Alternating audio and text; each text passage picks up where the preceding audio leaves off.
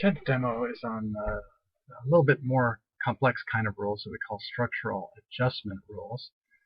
For the most part, this demo speaks for itself. I'm going to make a structural adjustment rule that throws everything but the kitchen sink, or everything and the kitchen sink in there. So rule with everything.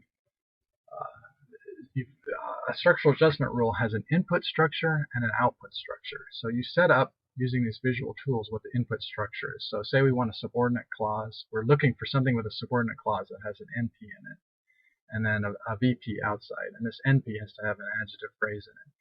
This adjective phrase has to have a specific concept in it.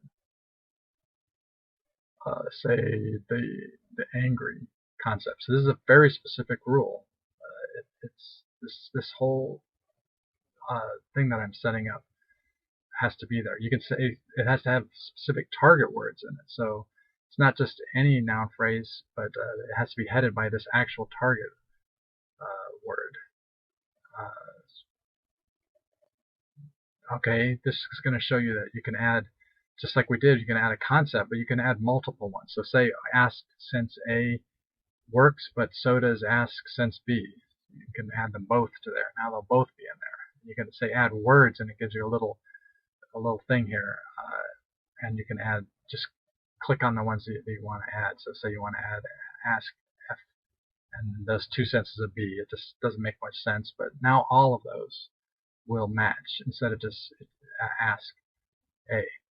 Okay, now we want to add features to things. So say it only is going to work on a singular noun that's masculine. So you can add features anywhere in there. You can say something is optional at the phrase level or at the word level. Those are optional things. You can say that something can't be there. So click on not present and say now, okay, this will work unless there's this angry adjective phrase there. So you can make them very specific.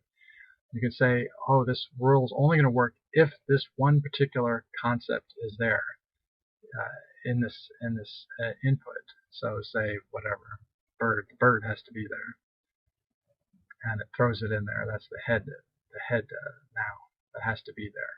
And so you can then delete things. Say you don't like what you did. You can delete certain things. You can move things around. So you click on the move button, and then you can move it, the whole thing inside there.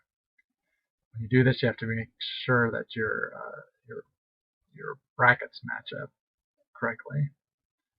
And so now we've moved the verb phrase in there.